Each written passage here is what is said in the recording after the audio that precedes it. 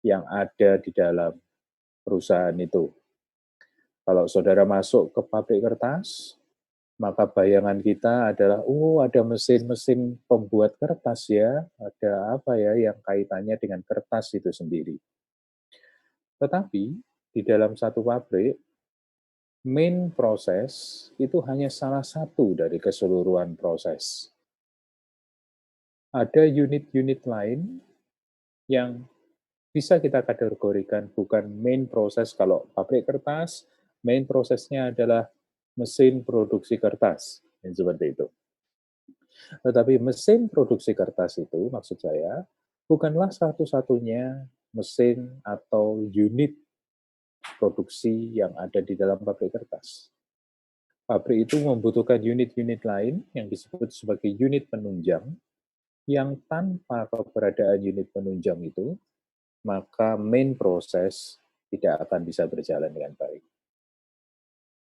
Utilitas, sistem utilitas, adalah sistem pendukung yang akan membantu lancarnya proses utama di dalam satu industri.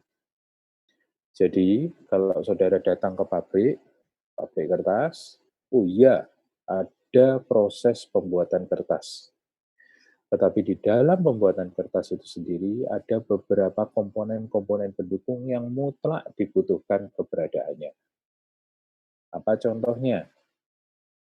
Satu, ketika kita berbicara pabrik, maka keberadaan air dibutuhkan.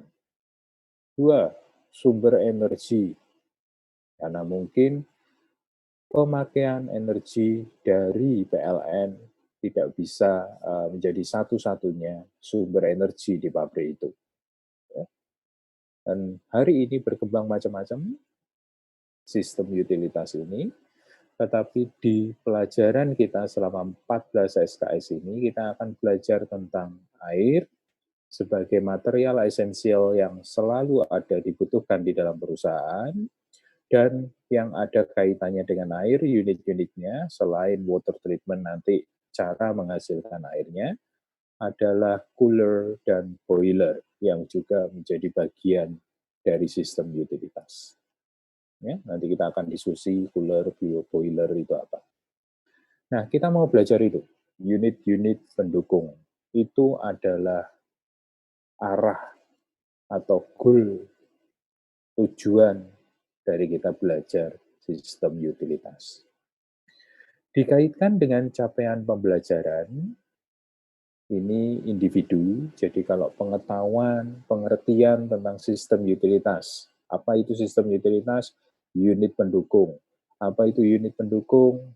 Kurang lebih saudara sudah tahu tadi, bahwa ada main proses di dalam satu pabrik, ada supporting proses yang menjamin keberlangsungan main proses itu dengan lancar. Kita akan belajar di 3 area, yaitu satu water, terus kemudian di area aplikasinya, yaitu cooling atau cooler system, dan boiler. Nah, secara pribadi, kaitannya dengan saudara sebagai calon sarjana, di dalam mata kuliah sistem utilitas ini, kita memiliki 2 capaian pembelajaran atau target capaian pembelajaran. Kita disebut CPL. Saudara kalau MOB, saya rasa diperkenalkan dengan itu sudah. Ya. Nah, ada 2 CPL. Yang pertama adalah nanti setelah selesai, saudara memiliki kemampuan saudara ini semakin dikembangkan, yaitu kemampuan apa? Menerapkan matematika, fisika kimia, bioproses, prinsip rekayasa, dan teknologi informasi komunikasi untuk perancangan proses, sistem pemrosesan, dan peralatan yang dibutuhkan untuk penyelesaian permasalahan dalam upaya konversi bahan baku menjadi produk. Ya. Nah, saudara sudah belajar matematika, fisika, kimia, bioproses pada semester-semester terdahulu, maka itu menjadi dasar kita untuk kita mengerti di sistem utilitas ini. Tentu saja area atau skop daripada kemampuan ini adalah di unit pendukung itu tadi. Kenapa? Karena mata kuliah yang memiliki CPL ini tentu bukan sistem utilitas saja. Ya. Kalau saudara ikut TPAB, itu saya juga memasukkan CPL 1 di TPAB. Tetapi kaitannya tentu spesifiknya berbeda. Nah, ini untuk masalah-masalah air, sementara di TPAB juga air, tetapi air limbah. Yang kedua, harapannya nanti kemampuan saudara untuk merancang itu juga semakin kuat.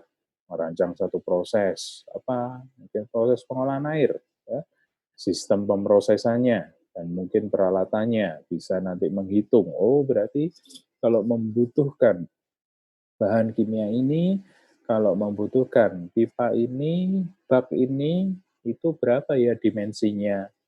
Dengan pengetahuan yang diberikan, saudara diharapkan mampu, oke, kalau debitnya sekian, dan sebagainya, maka dimensi baknya saya hitung ketemu sekian. Nah, dua ini, saudara sekalian, akan menjadi CPL mata kuliah ini. Goalnya saudara mengerti, unit-unit pendukung, supporting unit daripada satu perusahaan, secara spesifik arahnya ke arah air, cooler, dan boiler. CPL bagi saudara ada dua, nanti kemampuan merancang, kemampuan menghitung, kemampuan untuk mengerti satu proses itu yang ada di dalam mata kuliah ini. Oke, itu goal-nya, tujuannya. Nah, saya rasa saudara sudah lulus semua OTK 1 sebagai prasyarat untuk mengikuti perkuliahan ini. Dan berikutnya adalah sedikit gambaran tentang apa yang akan kita lakukan minggu per minggu selama 14 minggu pertemuan kita. Kita akan belajar tentang air, saya akan masuk itu pertama, jadi air dibutuhkan dan kita perlu untuk mengolah air, nanti sebentar saya akan masuk ke sana. Sampai minggu ke-6, ke-7, si UTS ini kita akan banyak berbicara masalah air. Kemudian setelah itu UTS, saudara akan belajar ke unit berikutnya. Dan saya akan lebih banyak mengenlarge di boiler dan di cooler untuk minggu-minggu setelah UAS. Sementara di UTS kita akan lebih banyak fokus di permasalahan air, di pengolahan air untuk kebutuhan industri. Itu, nah biasanya kalau kita di kelas, kita bisa lebih bebas untuk berekspresi, saya face to face dengan saudara, jadi pertanyaan itu bisa langsung, ya. Kemudian kalau mau buat kelompok-kelompok di kelas kecil-kecil, kemudian langsung kita membuat satu argumentasi terkait tentang satu proses, yang lain mungkin bisa membantah, menambahkan, melengkapi, bertanya lebih mudah. Di online system ini akan sedikit lebih sulit, tetapi let's see.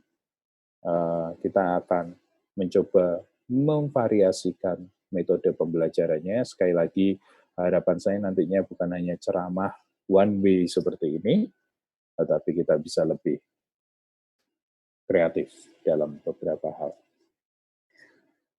Itu terkait dengan RPS. Oh ya, mungkin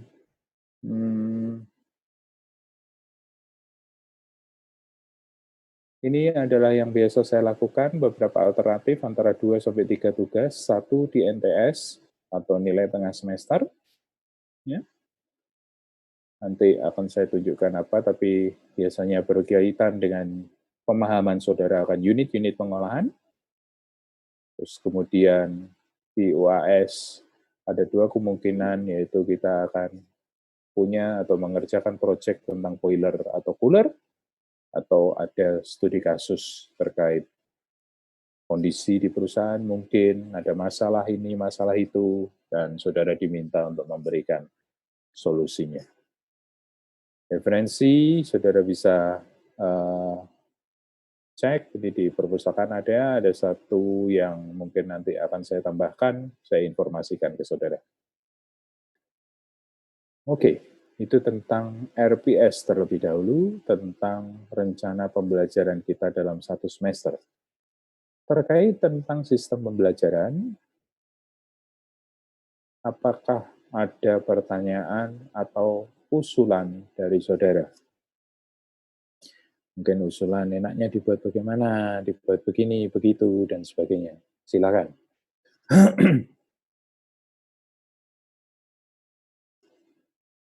Hmm?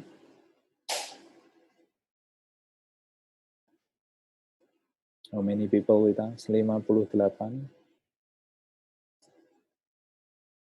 Ada pertanyaan? Ada usulan? Usulan Pagi, penting. Pak Yunus. Nggak ada sih, Pak. Iya? Pak. Belum ada? Iya. Siapa ini? Tia, Pak.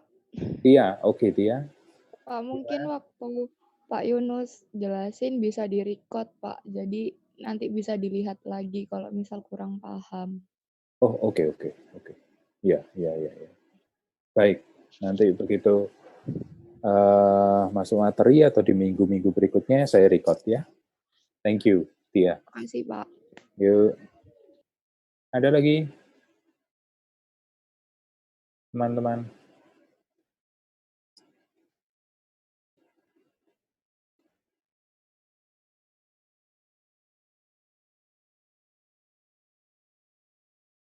Pak, Ya, silakan. itu kan ada kayak Rio, Pak.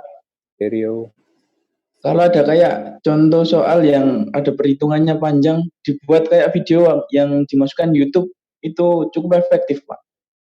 Oke, saya akan coba juga. Jadi ulang-ulang gitu. Terima kasih, Pak. Thank you, Rio. Ada lagi?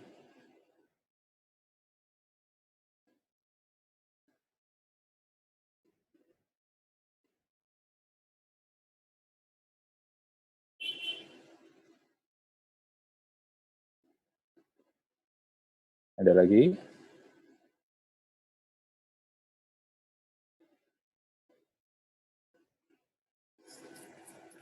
Tentang sistem metode perkuliahan sendiri?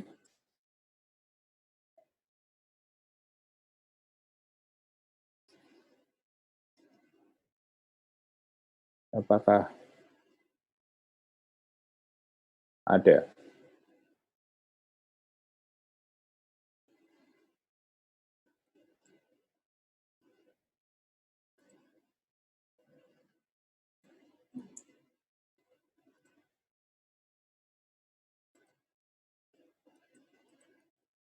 Ada?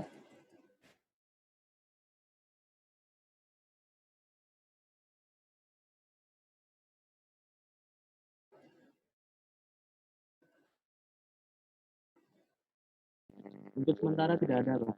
Untuk sementara tidak ada ya. Oke. Jika tidak ada, saya akan masuk ke pendahuluan.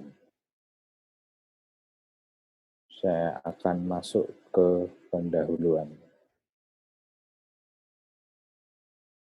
Nah, saya akan awali dengan pertanyaan sederhana. Saudara kelihatan pool-nya?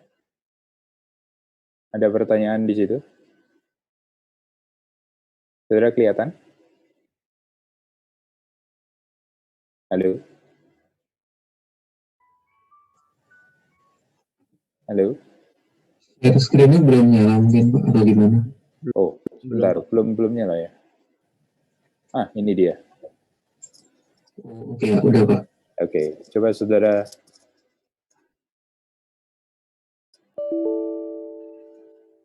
isi.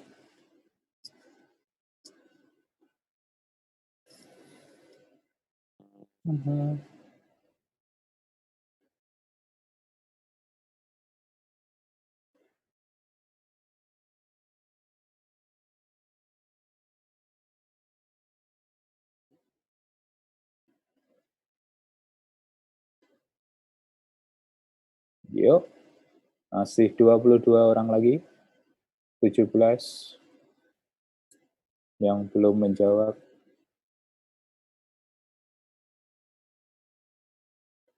14. yang belum merespon? 9,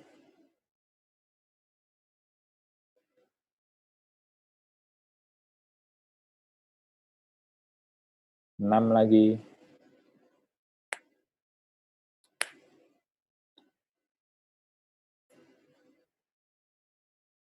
Ya. Oke. Ada 5 yang belum. Tapi oh iya. Sorry dia. Saya belum record ya. Oke. Oh, Kevin Chandra merecord. Oke, saya record juga.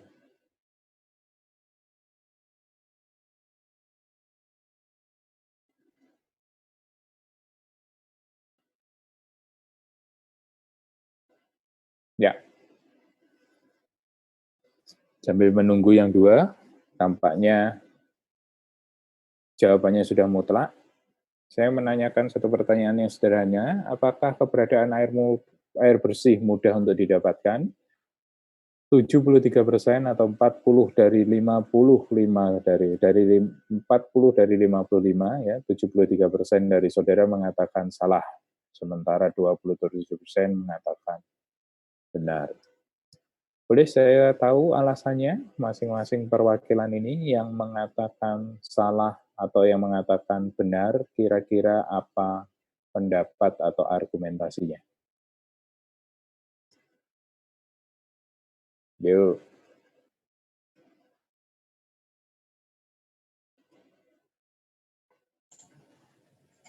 Ya, silakan. Siapa itu? Hans mau bicara? Ya Pak, kalau menurut saya air itu bisa didapatkan untuk zaman sekarang Pak, karena semakin bertambahnya manusia di kota. Sebentar Hans, suaramu kecil sekali. Ya, Nah, oke. jelas ya Pak ya. Ya, Jelas. saya menjawab untuk mendapatkan air itu tidak mudah Pak, karena di zaman sekarang semakin banyaknya populasi manusia di bumi, keperluan air juga semakin banyak Pak. Apabila pengolahannya tidak benar, maka untuk mendapatkan air bersih itu cukup susah. Oke. Keberadaan air cukup mendapatkan air bersih cukup susah karena populasi kata kunci tadi ya cukup banyak. Yang lain, silakan. Izin Pak, izin masuk. Tadi saya menjawab benar. Ya.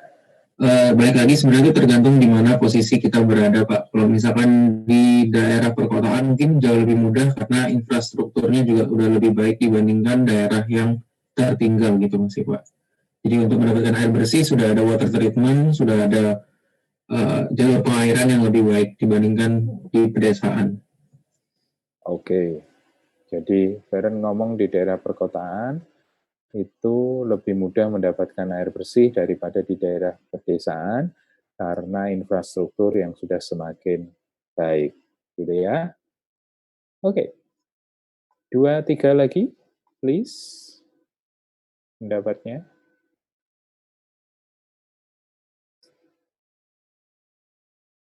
Yuk.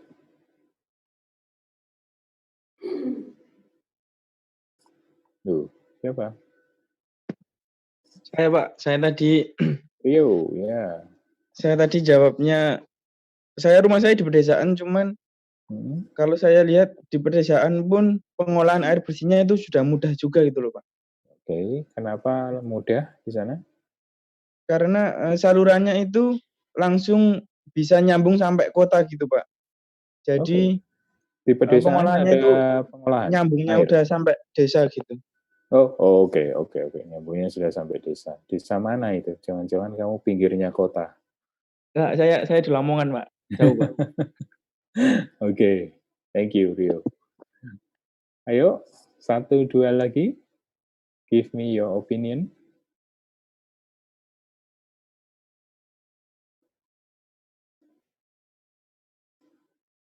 Perwakilan kaum wanita.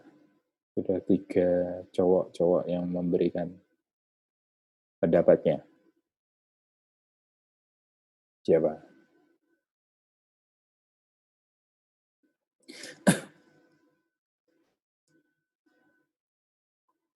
Yo. Saya coba Pak. Series. Apa ini? Oke. Ferdi. Oke, Ferdi. Tadi saya jauh salah soalnya kalau dilihat dari sisi konsumen kayak kita sehari-hari mungkin terbilang mudah dapatnya. Tapi kalau dilihat dari yang mengolahnya mungkin terbilang susah soalnya buktinya ada aturan untuk memberikan air yang masih perlu ditreatment kepada industri-industri.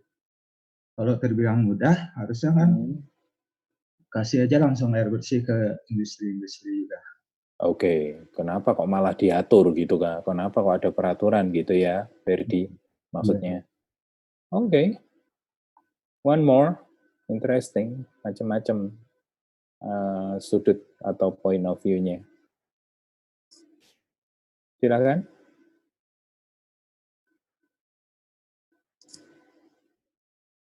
Satu lagi. Baru 4 loh, saudara ini 57. Setidaknya 10% lah, harusnya kan gitu. Coba boleh Pak? Iya, sangat boleh, silakan. Oke, jadi mungkin kalau dari saya, keberadaan air bersih itu, tadi kan jawabannya benar atau tidak sebenarnya, kayak tergantung kita juga terletak di secara geografis di mana sih Pak. Kalau misalnya kita kebetulan di negara yang kayak Kanada yang dekat kutub gitu kan, kutub itu kan kutub itu kan tempat di mana air fresh water itu banyak tersimpan. Jadi karena letaknya Kanada itu di dekat kutub dan banyak fresh water yang tersimpan yang juga terisolasi dari manusia, jadi fresh water mudah didapatkan di sana. Tapi mungkin itu bukan case yang sama untuk di tiap negara, Pak. Oke, thank you. Terima kasih untuk responnya. Saudara sekalian, memang ini pertanyaan yang sangat open, tapi justru itu saya sebetulnya ingin banyak mendapat cerita atau point of view dari saudara masing-masing. Nah, berbicara tentang air bersih, ya, kalau kita mau menyimpulkan jawaban yang pas, itu seperti yang tadi Feren dan Sebastian tadi katakan, adalah tergantung. Ya. Tergantung ini kondisional. Kondisional itulah yang kemudian bisa kita jelaskan. Ya, spesifik masing-masing. Berbicara tentang air bersih, mudah didapatkan atau tidak, bisa berkorelasi dengan geografi atau lokasi. Satu area yang mungkin secara infrastruktur maju, sehingga mungkin sebetulnya dia tidak punya air bersih, tetapi mampu mengubah air kotor menjadi air bersih, maka dia akan mendapatkannya. Di pedesaan, saya berpikir sekalipun mereka tidak punya infrastruktur, tapi ketika mereka punya sumber air beberapa banyak gitu di area mereka, seperti di Trawas, di Pacet, yang kapan hari ada penelitian tentang identifikasi sumber air di sana, karena di Trawas, di Pacet sudah mulai banyak, semakin banyak, bukan hanya hunian, tetapi pabrik yang mau didirikan di situ. Mereka punya banyak sumber airnya, mereka bisa ngomong, oh gampang mendapat air bersih. Saya malah jual air bersih saya dari pegunungan ke kota dengan truk-truk tangki itu. Ya. Jadi secara geografis pun kita memiliki beberapa opsi kemungkinan air bersih itu ada atau tidak. Di pedesaan, tapi pedesaannya kering, tidak punya sumber air, maka semakin sengsaralah mereka. Saya juga tertarik dengan tadi yang mengatakan bahwa Ferdian kalau nggak salah, kayaknya sukar Pak. Kenapa? Kalau mudah, kenapa kok diatur-atur gitu ya? Kenapa kalau industri membutuhkan air kok diatur? Kan ya tinggal dikasih air aja. Kelihatannya jawabannya sederhana, tetapi sangat masuk akal ketika kita kemudian berbicara aspek regulasi. Kalau semua itu mudah didapatkan, ya tidak usah diatur. Tapi tentu ada alasan kenapa peraturan itu kemudian perlu diberikan. Ya, saudara sekalian, saya setuju bahwa air bersih ini kondisional. Hari ini, saudara dan saya dengan supply dari PDAM, mungkin kita tidak merasakan kesulitan untuk mendapatkan air bersih untuk sanitasi. Tetapi mari kita melihat topik ini atau pertanyaan ini dengan lebih global. Ya, secara lebih global. Saya ingin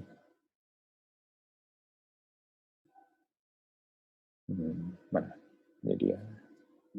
Ini mungkin tidak berlaku absensinya.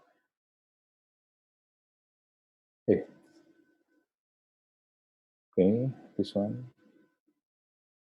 So, ini ya. Tapi saya ingin kita melihatnya secara lebih global. Keberadaan air di bumi, khususnya atau lebih spesifiknya di daratan, di tempat kita tinggal, itu ditentukan oleh yang namanya siklus hidrologi. Saudara sudah tahu ini tentu saja, mungkin di SMP saudara belajar tentang itu, bagaimana yang namanya transformasi keberadaan air di muka bumi kita.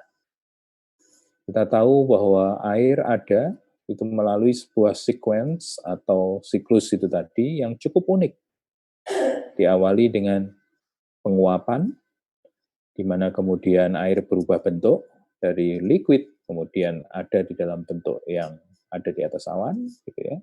Dan kemudian mereka mengalami condensation atau kondensasi. Perubahan temperatur itu kemudian mengubah yang namanya air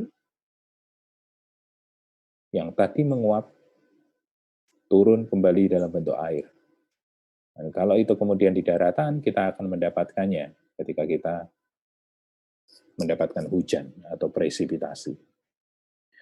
Presipitasi ini kemudian ketika dia turun ke daratan akan mengalami beberapa kemungkinan. Yang pertama, dia meluncur, mengalir, kembali ke laut. Yang kedua, dia mengalir, mengisi sungai, mengisi sungai atau danau, ya. Dari sungai itu kemudian ke laut. Kalau danau itu kemudian dia akan lebih lama tinggal di sana. Atau kemudian dia mengalami infiltrasi, di mana jika dia sukses menembus lapisan air tanah, water table atau aquifer, maka kita akan punya cadangan air tanah yang bagus di daratan.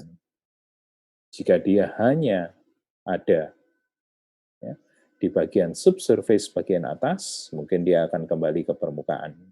Tapi kalau dia mampu infiltrasi sampai bagian dalam, dibantu oleh keberadaan akar-akar, itulah sebabnya kenapa saudara dulu belajar, rebuisasi itu penting. Untuk apa? Untuk menyimpan air. Ya, karena akar-akar tanaman itu membantu proses infiltrasi, dalam hal ini disebut percolation, yang akan membantu air itu masuk dan tersimpan di dalam aquifer atau sumur tanah kita.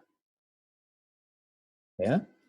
Nah, keberadaan air disebut banyak, ini kita belum ngomong pengolahan, jika sumber-sumber air di daratan itu banyak. Karena kalau saudara ke lautan, saudara tidak mungkin akan menggunakan air laut secara langsung karena sifatnya. Saudara tidak menggunakan air asin, tetapi saudara menggunakan air fresh atau air tawar sebutan kita.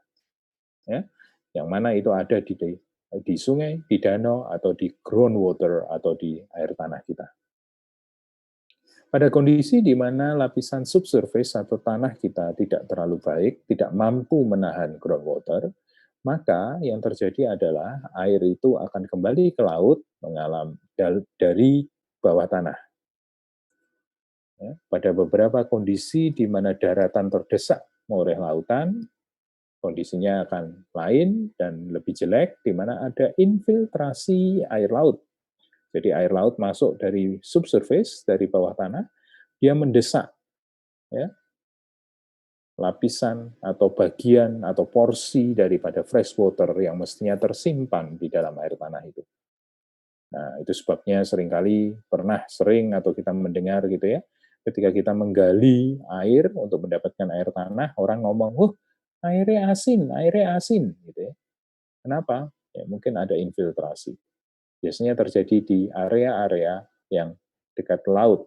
Surabaya ini mestinya begitu, ada Ada yang pernah ngomong bahwa di daerah yang di pantai sana, di Kenjeran atau di dekat-dekat area sana, air tanahnya asin. Itu karena infiltrasi. Nah, siklus ini mengemudi atau mengendalikan keberadaan air di dalam daratan, di tempat kita tinggal. Ya, kalau siklus daripada musim ini terus bisa stabil, jadi keberadaan musim hujan, musim kering itu balance, maka kita bisa tenang.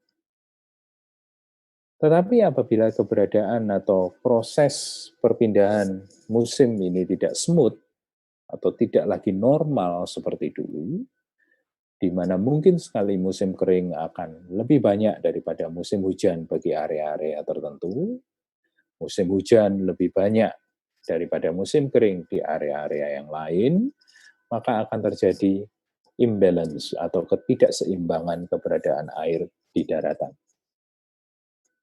Boleh saya tahu, saudara mungkin tahu, apa yang menyebabkan musim kita jadi lebih tidak terkendali atau tidak teratur ya?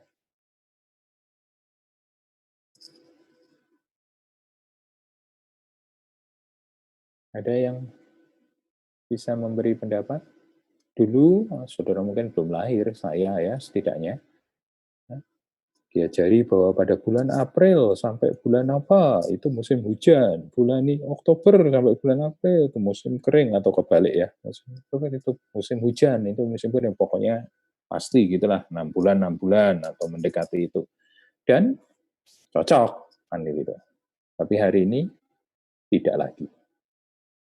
Kenapa kira-kira? Efek rumah kaca, Pak. Efek rumah kaca, ya, atau yang kita sebut besarannya adalah global warming. Efek rumah kaca menimbulkan global warming. Global warming menimbulkan perubahan dalam tata aturan musim di bumi kita.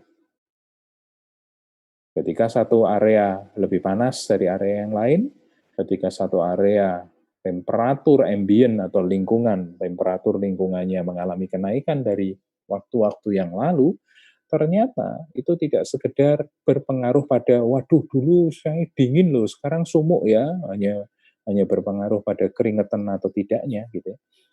Tapi bisa berpengaruh signifikan terhadap perubahan cuaca atau musim. Saudara bisa lihat ketika kita berbicara siklus hidrologi, awan ini ketika dia mengalami kondensasi, harapannya adalah ada aliran atau arah angin yang mendorong dia, mendesak dia untuk dia ada di daratan. Karena apabila dia banyak di lautan, gitu, maka ya air itu akan kembali langsung ke laut. Tapi apabila dia didorong ke daratan, itu akan membantu proses presipitasi di daratan. Nah, teman-teman nelayan ini sangat ahli dalam hal ini. Mereka tahu bahwa pada waktu malam mereka harus ke laut, pada waktu siang mereka pulang, karena itu berbicara arah angin. Nah, arah angin itu kemudian menjadi terganggu ketika kita mengenal fenomena global warming. Karena panas yang berubah itu mengubah arah aliran udara, arah aliran samudra atau laut. Sehingga kemudian kenapa kok berujung pada kering, basah, badai, dan sebagainya, dan sebagainya. Nah, ini adalah siklus yang kita harapkan untuk mensuplai keberadaan air bersih atau fresh water bagi kita. Ternyata sudah terganggu, tidak normal, karena kondisi global warming. Ya, itu potret umumnya. Nah, ya, saya tidak akan ngomong ini, ya. Oke, saya highlight yang satu ini. Hal yang perlu kita perhatikan, saudara sekalian, adalah bahwa ternyata keberadaan air tawar atau air bersih atau air yang siap untuk kita konsumsi dibandingkan dengan total jumlah air di muka bumi ternyata hanya sedikit. prosentasenya itu sangat-sangat sedikit. Sementara air yang lebih banyak siap untuk kemudian dipakai, tapi kualitasnya tidak cocok dengan kita, itu justru ada dalam bentuk air asin yang ada di lautan. Nah, fakta ini kemudian menunjukkan kepada kita bahwa, oh aduh, kita sangat berharap kita punya ini. Kita sangat berharap kita punya ini, yang tawar-tawar ini. Terus groundwater ini. Ya. Terus ice atau lapisan glasier dan es ini di kutub. Kita juga berharap, tapi selama ini hanya sedikit negara yang memanfaatkan air dari lelehan ini. Beberapa negara itu yang saya tahu salah satunya adalah Nepal, mereka sumber airnya biasanya dari Himalaya, dari glasier, dari lapisan es. Kita sungai, danau, air tanah.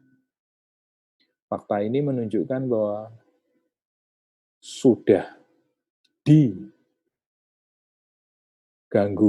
dengan global warming, sehingga yang ke daratan bisa jadi sedikit bagi area tertentu, sementara normalnya memang sudah sedikit, jadi makin sedikit, sehingga kemudian semakin sulitlah keberadaan air itu dalam kondisi siap pakai. Berbicara kualitas, semakin parah ketika kita mengenal istilah pencemaran.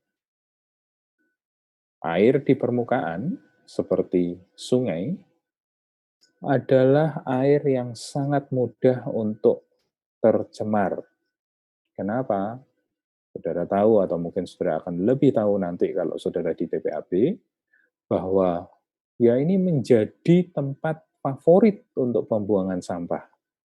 Baik yang bentuknya padatan, orang buang sampah di sungai, atau yang bentuknya cairan, orang buang limbah cair di sungai. Apabila itu terjadi, maka kondisi harapannya atau sungai ini adalah supplier air bersih kita malahan gitu ya, yang kita harapkan. Tapi dengan kondisi airnya kotor, kita juga punya masalah. Air permukaan lain seperti danau, beberapa danau dilaporkan juga mengalami pencemaran. Kenapa? Ya sekali lagi memang orang sudah paradigmanya kalau membuang itu di tempat di mana orang tidak banyak tahu itu memang enak. Nah, sungai pikirnya dia akan mengalir, kan nanti kemudian hilang dari hadapan kita. Ya sudah, buang aja di sungai. Pikiran-pikiran itu menambah parah kondisi sungai atau air permukaan. Bukan hanya itu, groundwater atau air tanah pun juga rentan tercemari, khususnya bagi negara-negara yang sistem sanitasinya belum bagus. Nah, celakanya atau sedihnya, Indonesia adalah salah satu di antara negara-negara itu, di mana kita masih banyak menemukan praktek-praktek pit latrines. Pit latrines itu adalah pembuangan feces atau kotoran manusia secara langsung ke tanah. Ya, di beberapa area praktek-praktek itu mereka tidak punya sanitasi, tidak ada yang namanya septic tank, di mana feces-nya kemudian diolah terlebih dahulu dengan biological process, tetapi ini hanya menggali, buang di sana, penuh, ditutup, gali lagi area lain, buang di sana, penuh, tutup, dan seterusnya. Sehingga yang namanya kotoran manusia itu mencemari groundwater. Dengan kondisi demikian, saudara sekalian, maka kita berada dalam kondisi yang semakin terdesak untuk mendapatkan air dengan kuantitas yang cukup, dengan kualitas yang baik. Nih. Ya. Sementara, tadi kita tahu prosentase untuk mendapatkan air itu sebetulnya bisa bergantung pada air laut. Kenapa? 97% gitu ya. Tetapi proses untuk mengubah air laut menjadi air tawar, itu juga butuh proses yang secara financial itu tinggi. Nah, hal ini atau mengubah air laut menjadi air tawar itu tidak bisa dihindari oleh beberapa negara. Salah satunya adalah Israel. Saya rasa Singapura juga akan ke sana. Dia tidak lagi bisa bertahan hanya dengan mendapatkan suplai dari Malaysia. Kenapa? Karena ya secara politis itu membahayakan dirinya. Beberapa negara, ya, Israel itu dia tidak punya sumber air sama sekali, hanya Danau Galilea, tetapi mereka sangat dekat dengan Laut Mediterania, jadi sumber air lautnya banyak sekali, dan mereka sudah punya instalasi-instalasi yang mengubah air laut menjadi air tawar. No choice. Mereka harus melakukannya. Kita punya choice. Empat-empatnya ini kita punya. Walaupun kondisinya mungkin masing-masing berada dalam masalah. Ferdi tadi mengatakan peraturan. Ya.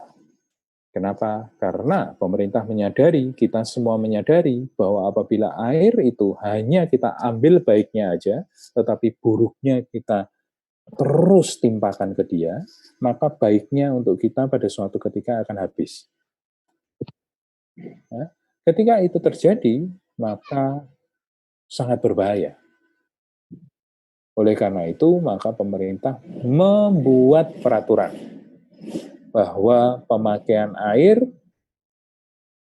yang benar, kasarannya begitu.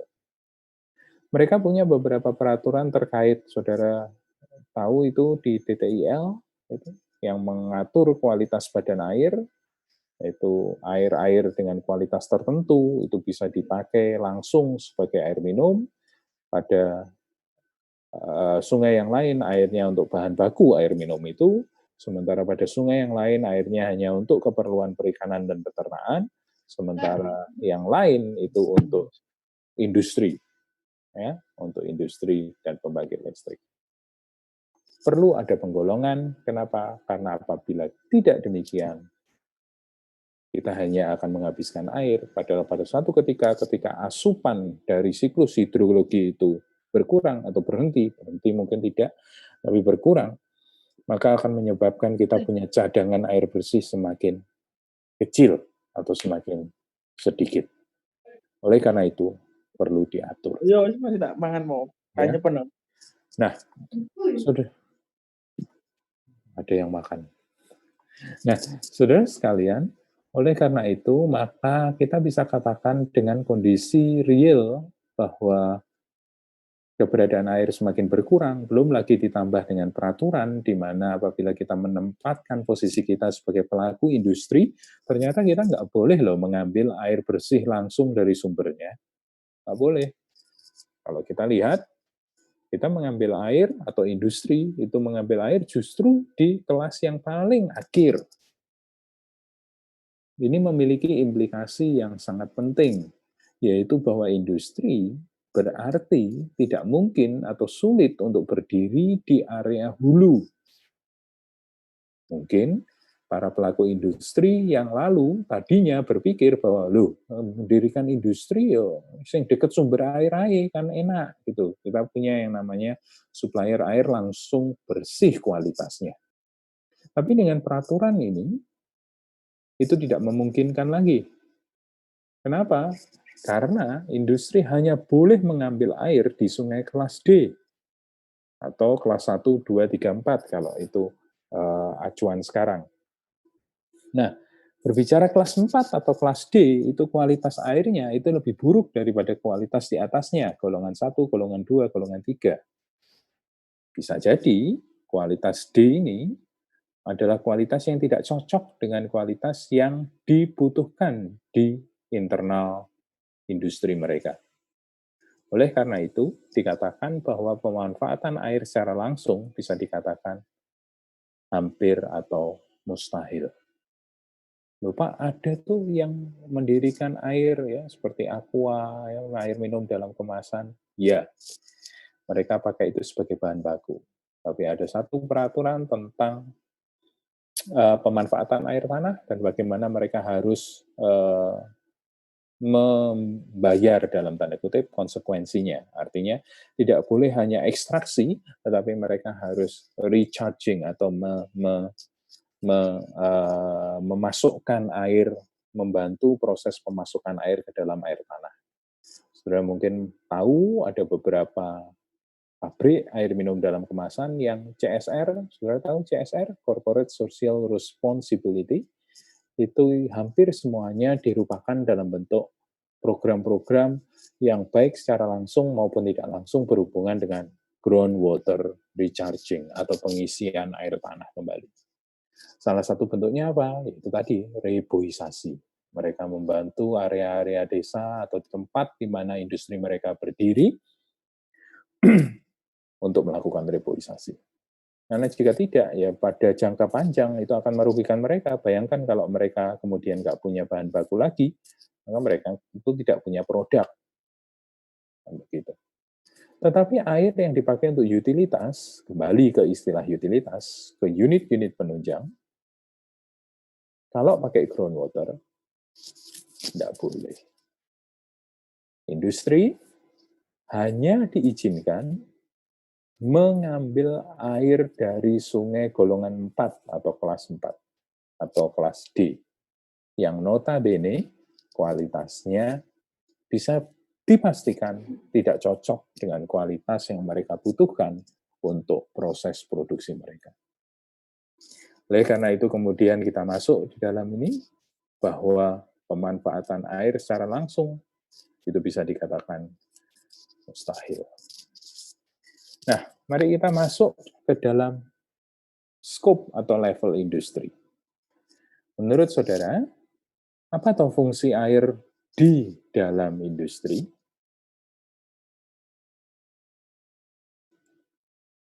Apa coba?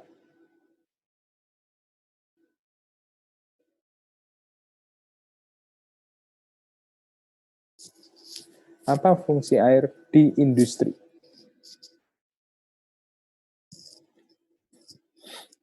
Bersihin alat yang sudah habis dipakai, Pak.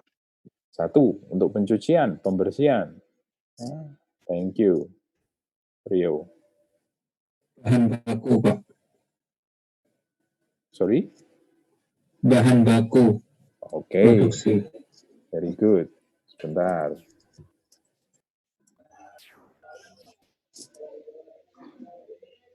Yang pertama, tadi Rio ngomong 1 untuk pencucian.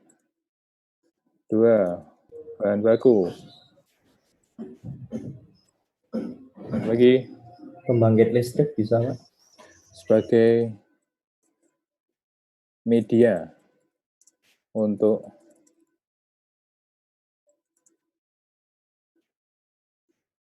pembangkit atau produksi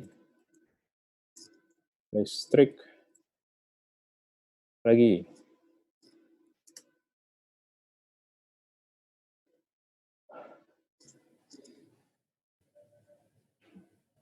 Media pemanas juga nggak sih, Pak? Sama pendingin. Untuk media pemanas dan pendingin. Good. Lagi?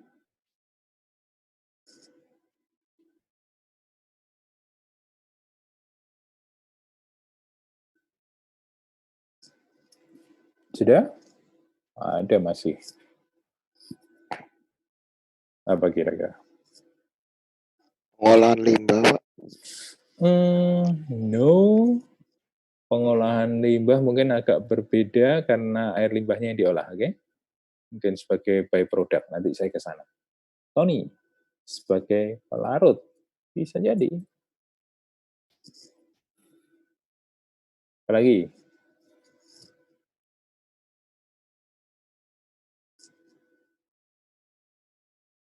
Apa ya?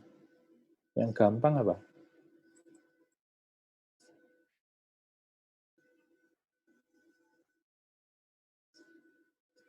Yes, Shirley. Untuk MCK. Nah, di industri pasti ada itu kan, butuh untuk itu, karena ada orang yang bekerja. Setuju, untuk air minum boleh juga. Karyawannya ya. Ya. Ada yang terlewat? Atau itu aja?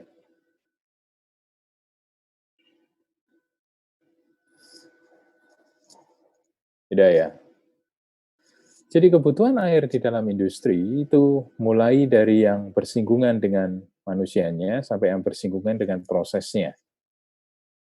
Saudara menyatakannya betul bahwa ada berbagai fungsi air di dalam industri. Sebagai air proses, tadi mengatakan bahan baku, kemudian ada pelarut, itu betul.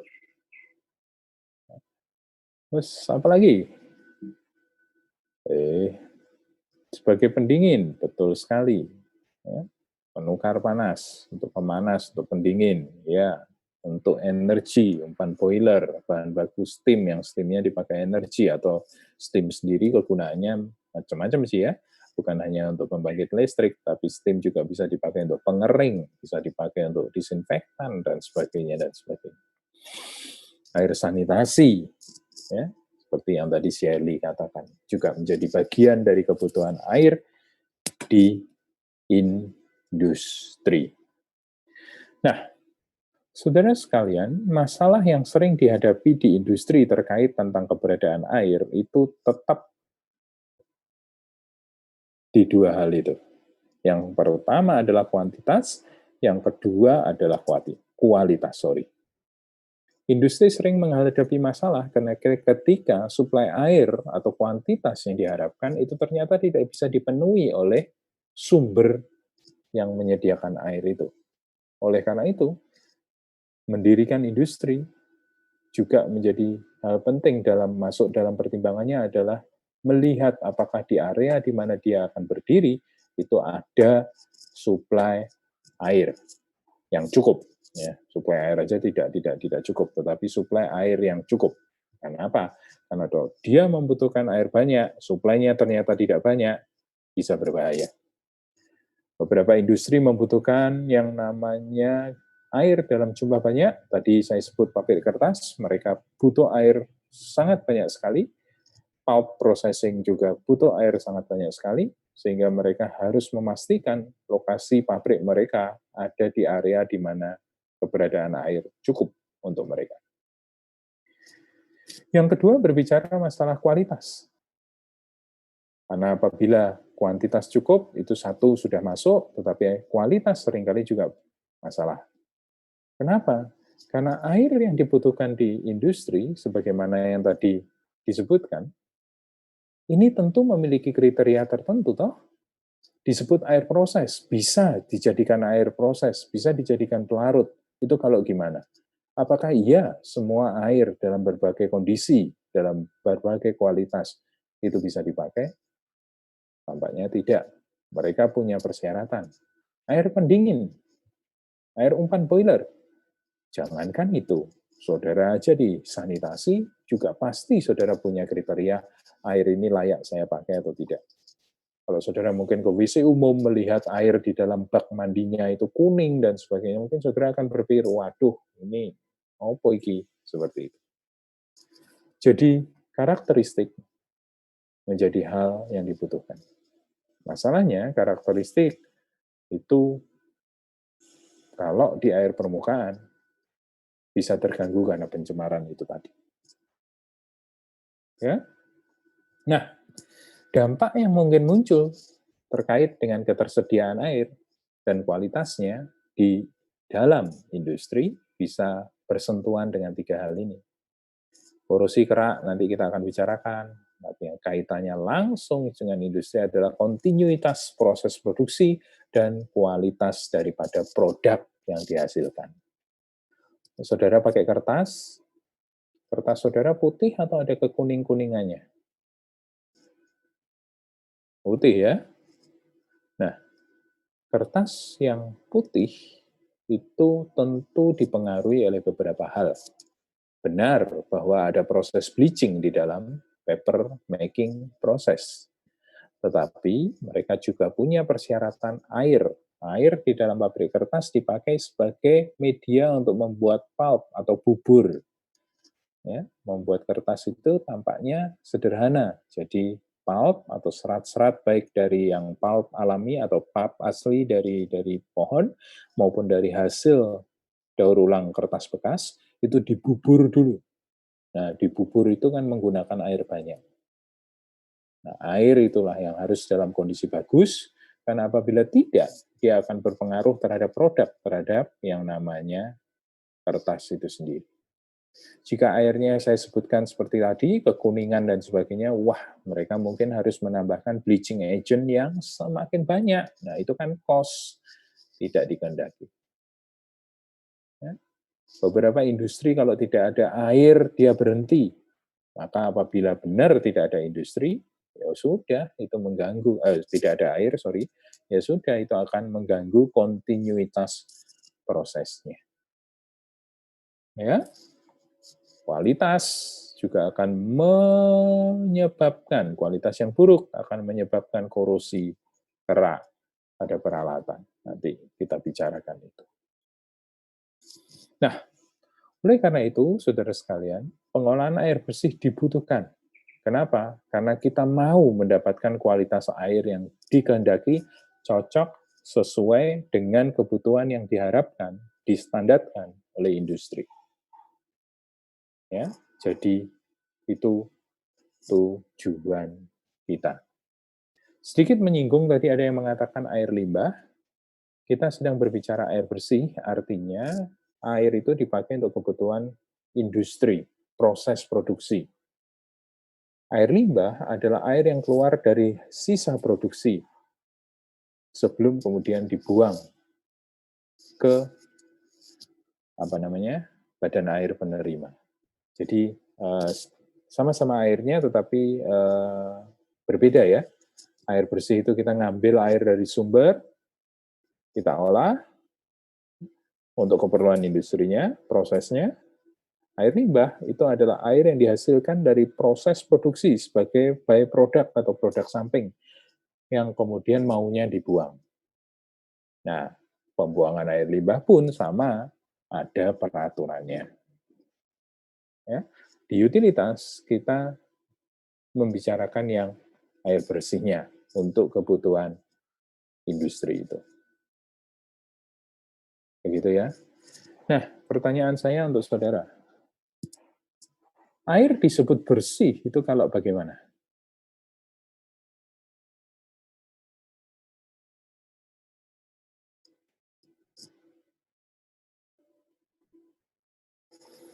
Air disebut bersih kalau bagaimana? Sorry, Hans? Secara fisik tidak berwarna, maksudnya bening. Oke, secara fisik tidak berwarna, bening. Natasha menambahkan di chat room tidak berbau. Betul. Apa lagi?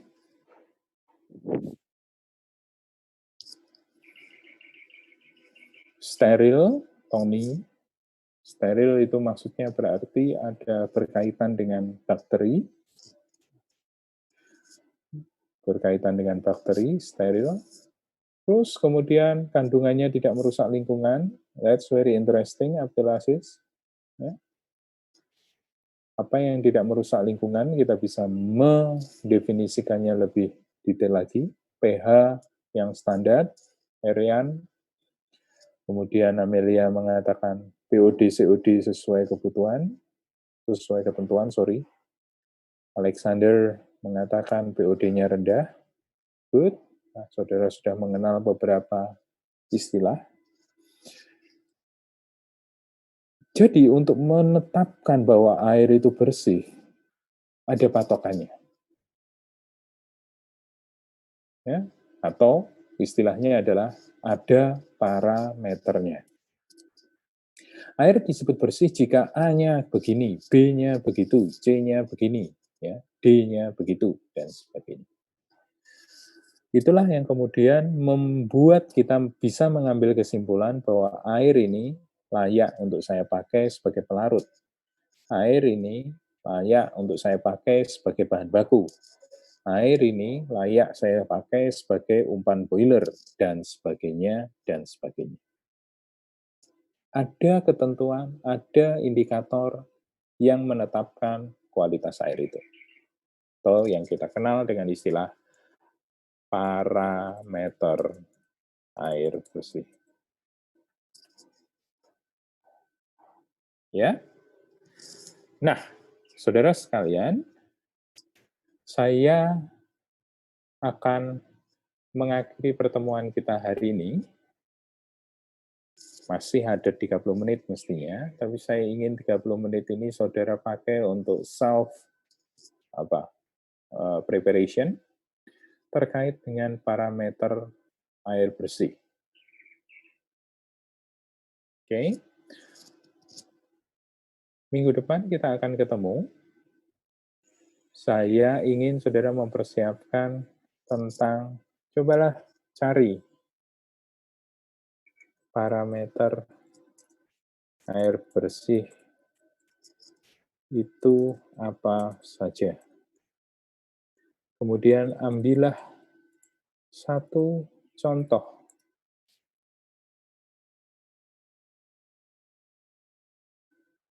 Satu contoh. Standar kualitas air bersih untuk keperluan proses industri.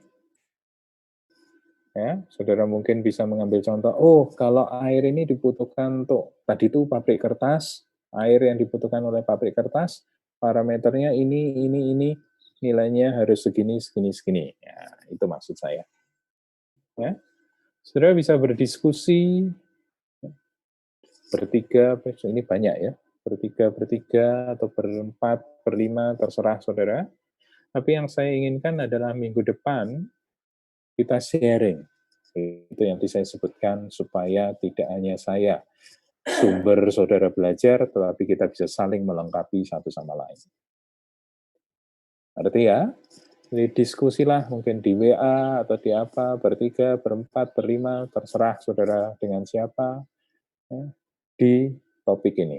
Apa toh parameter air bersih itu? Ya, beberapa sudah menyebutkan, nanti kita bahas lebih detail minggu depan.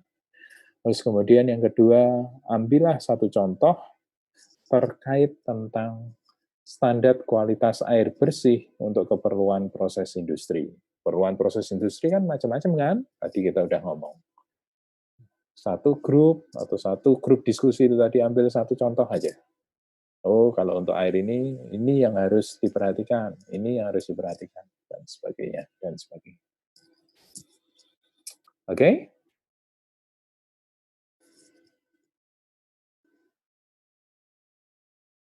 Ada pertanyaan? Ya Pak, saya mau bertanya Pak. Please. Jadi untuk materi apakah diberikan di ULS? Karena di ULS masih belum ada materi yang di-upload. Upload, yes. Nanti saya akan pelan-pelan mengupload ke sana. Okay. Tapi yang jelas semuanya akan saya taruh di situ. Baik, terima kasih banyak Pak. Ya. Thank you.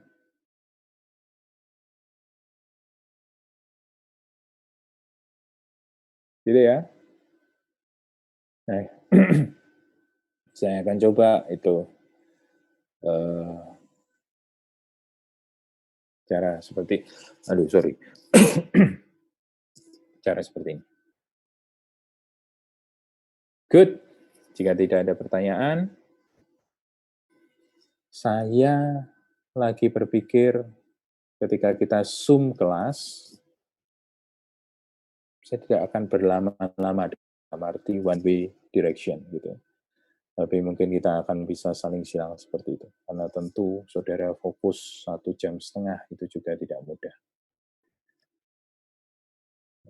Tapi tetap acuan daripada materi yang harus saudara terima, tetap saya perhatikan. Jika tidak ada pertanyaan, silahkan show off untuk foto bersama presensi kita.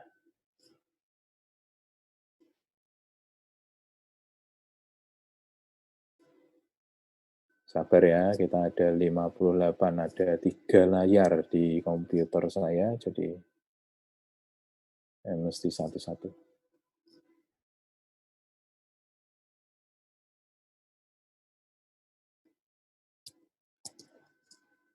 Oke, good.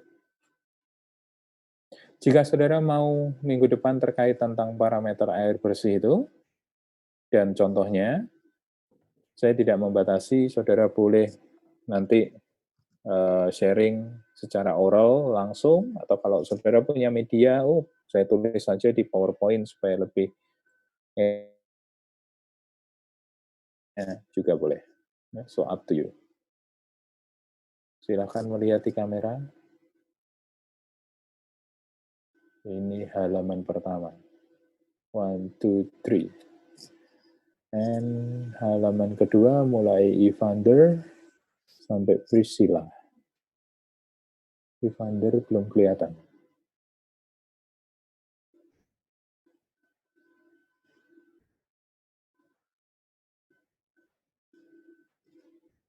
Belum muncul mungkin karena sinyal ya.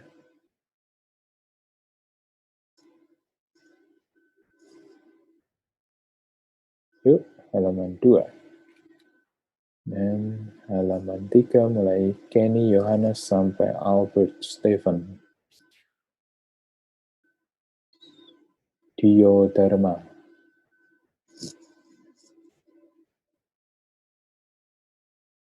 Oke. Finish. Baik, terima kasih. So you can use waktu tersisa untuk diskusi dengan teman saudara. Sampai jumpa next week. Ya. Terima kasih, Pak. Banyak, Pak. Terima kasih, Pak. Terima kasih, Pak. So, Terima kasih, Pak.